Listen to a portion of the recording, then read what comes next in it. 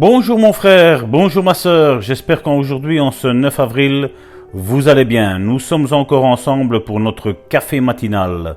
Et le texte d'aujourd'hui se trouve dans Jean, chapitre 9, au verset 7. Et Jésus lui dit, « Va et lave-toi au réservoir de Siloé, nom qui signifie envoyé. Il y alla, se lava et s'en retourna, voyant clair. » Le titre de la méditation d'aujourd'hui est « Certaines manifestations instantanées ». D'après le verset précédent, après avoir dit cela, il cracha à terre et fit de la boue avec sa salive, puis il appliqua cette boue sur les yeux de l'aveugle. On trouve ça dans Jean chapitre 9, verset 6. Jésus cracha à terre et fit de la boue avec son crachat ou sa salive. Il l'appliqua sur les yeux de l'aveugle et lui ordonna « Va et lave-toi au réservoir de Siloé ». L'aveugle obéit et en sortit voyant clair. Cet aveugle fut-il guéri instantanément? Est la question que nous devons nous poser. Fut-il guéri au moment même où Jésus pria pour lui? C'est l'autre question qu'il faut se poser. Et je pense que vous et moi, à la lumière de ces deux questions qu'il faille se poser, nous répondrions non. Permettez-moi de vous poser une autre question. Serait-il guéri s'il n'avait pas fait ce que Jésus lui avait ordonné de faire? La réponse est non. Cet aveugle s'en alla au réservoir de Siloé comme Jésus l'avait précisé. N'oublions pas que Jésus est la parole incarnée. Au commencement était la parole et la parole était avec Dieu. La parole était Dieu, la Bible nous dit, dans Jean chapitre 1, verset 1. Cet aveugle s'en alla au réservoir de Siloé, comme Jésus l'avait précisé, comme Jésus l'avait ordonné. Il se lava et il en sortit là, voyant clair. Cela laissa supposer que, sans s'en aller et se laver, il n'aurait pas été guéri. S'il avait dit « De temps en temps, il y a un ange qui vient agiter de l'eau dans la piscine de Bethesda. Pourquoi ne pas me rendre là-bas » Aurait-il été guéri? Non, il n'aurait pas été guéri. Vous savez, quand Dieu nous ordonne quelque chose, que ce soit Dieu, que ce soit Jésus, que ce soit le Saint-Esprit, cette merveilleuse Trinité, les trois en un, nous dit quelque chose et nous agissons selon ce qu'il nous a été référé, croyez-moi bien, il y a le miracle qui est à la clé. Parce que tout s'accomplit au travers de la parole que Dieu relâche. Rien ne s'accomplira si Dieu ne l'a pas dit. Vous avez déjà entendu combien de personnes ont dit « Ah, Dieu m'a dit » et après vous les voyez changer d'avis. Je vais vous dire une chose, Dieu n'a point parlé là-dedans.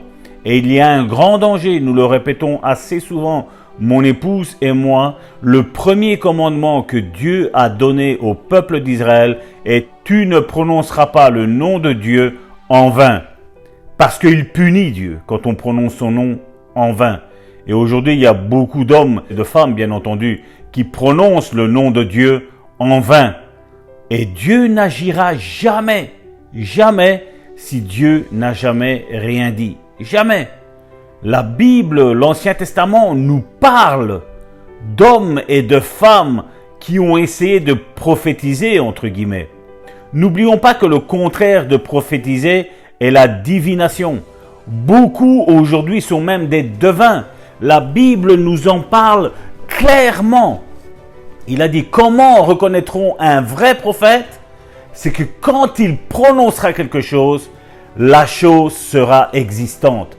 Elle se manifestera, elle se matérialisera dans la vie des personnes. Et aujourd'hui, combien sont plutôt en train de faire de la divination plutôt que de la vraie prophétie?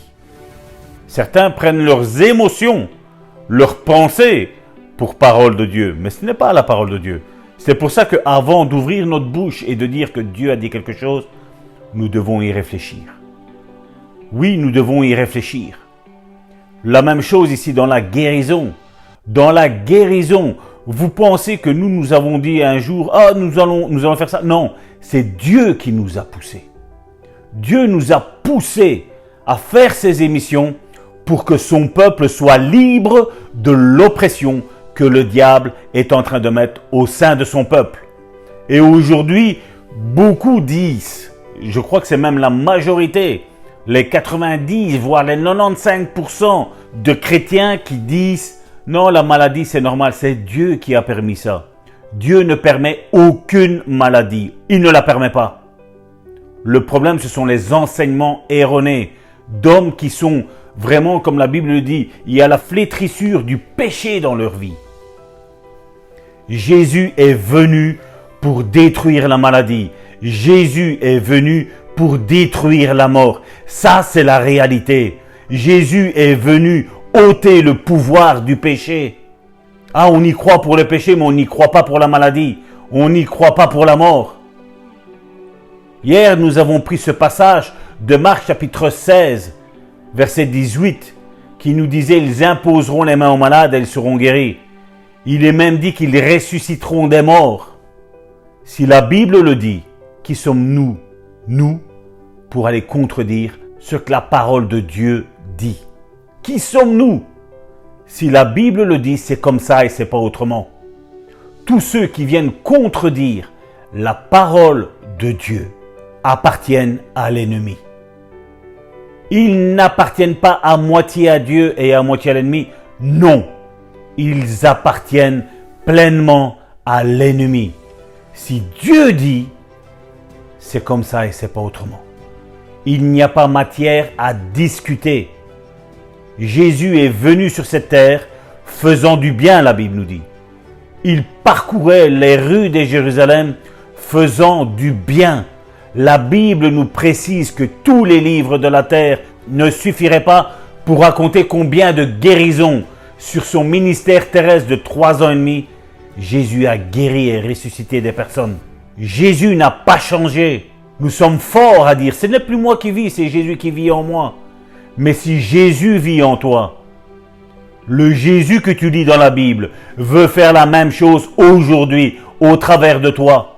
Et seulement si réellement nous sommes morts à nous-mêmes, seulement si nous sommes nés de nouveau, seulement si nous avons crucifié notre chair, Jésus pourra faire les œuvres qu'il a fait quand il était ici-bas.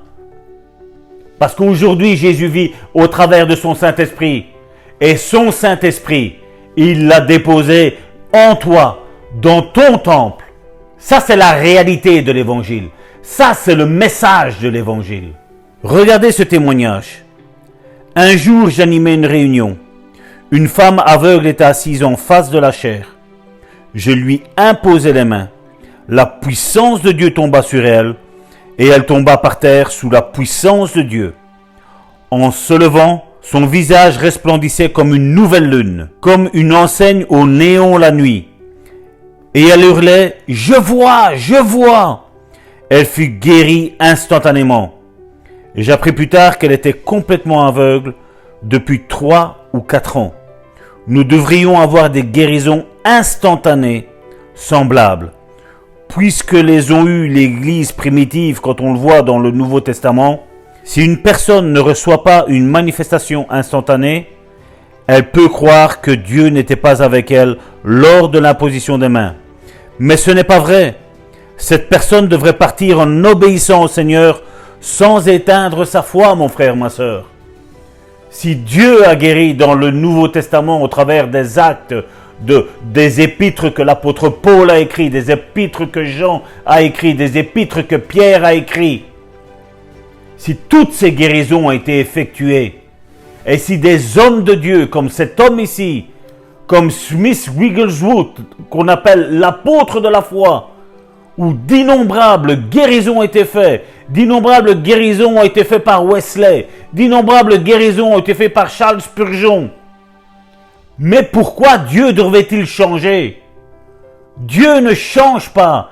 C'est le cœur des hommes, c'est la religion qui a changé. Dieu ne change pas. Dieu veut guérir. Et ces émissions sont un témoignage pour l'Église du 21e siècle. Regardez tous les témoignages qui ont été relatés de personnes qui ont écouté ces simples messages et qui ont été instantanément guéris. D'autres, ça a été légèrement progressif, mais dans la semaine, ils ont été guéris. Des cancers sont disparus.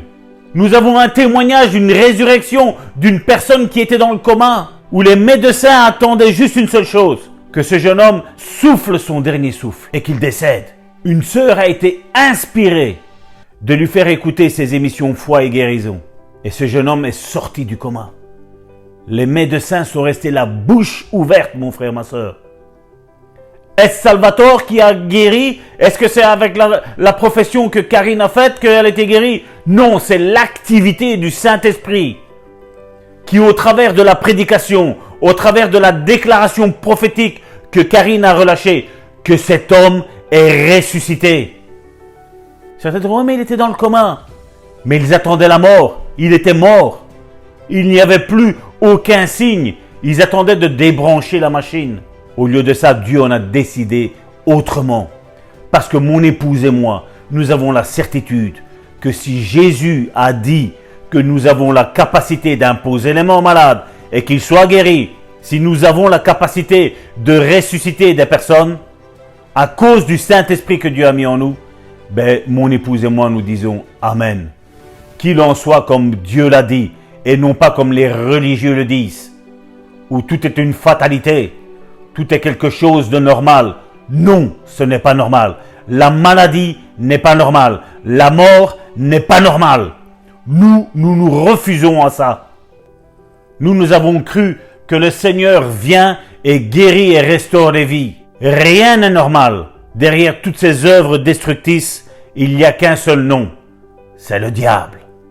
Jésus l'a dit dans Jean chapitre 10, verset 10. Le voleur ne vient que pour voler, tuer, égorger. Moi, il dit Jésus, je suis venu afin que mes brebis aient la vie éternelle. La vie en abondance même, il a dit. Pour être plus clair, pour être plus biblique. Mon frère, ma sœur, où est ta vie en abondance quand tu es malade? Quand tu es au seuil de la mort, où est cette vie en abondance? Jésus serait-il menteur pour toi? Pour moi, il ne l'est pas. Les hommes sont menteurs. La religion est menteuse. Mais Jésus n'est pas menteur. Je suis le chemin, la vérité et la vie, il a dit. Et moi, j'ai décidé de suivre Jésus et non pas ce que l'œuvre de la religion dit ou fait. Même si 99% des personnes disent que c'est un faux, que la guérison n'existe pas, moi, je fais partie de ce petit pourcentage qui dit que la guérison fait partie de l'œuvre de Jésus-Christ et du Saint-Esprit dans ces temps de la fin, mon frère, ma sœur. D'autres ont témoigné qu'il y a eu ça et nous continuons sur la même lignée. Nous sommes alignés à la vérité et non pas au mensonge. Alors, si tu crois, mon frère, ma sœur, tu verras la gloire de Dieu dans ta vie. Laisse faire le Saint-Esprit et pour ce faire, tu as besoin d'une bonne déclaration. Amen, amen. Nous allons le déclarer tous ensemble, mes bien-aimés. Je choisis de croire ce que la Bible dit. Oui, c'est un choix que je fais. Je prends position et je crois à tout ce que la Bible me dit. Certains sont guéris instantanément, c'est vrai, et d'autres peu à peu. Mais gloire à Dieu, la guérison m'appartient. Gloire à Dieu, la guérison est toujours effective. Elle arrive toujours pour ceux qui mettent leur totale confiance en ce que la parole de Dieu dit, en ce qui sort de la bouche de notre Dieu. Notre Dieu n'est pas un menteur. Tout ce qu'il dit ne reste point sans effet. Quand il donne l'ordre, eh bien, il devient effectif dans la vie de mes bien-aimés. Seigneur, je te prie pour mes frères et je te prie pour mes sœurs, afin que tu fasses, Seigneur, ton œuvre en eux. Tu as dit à cet aveugle, va et lave-toi au réservoir de Siloé.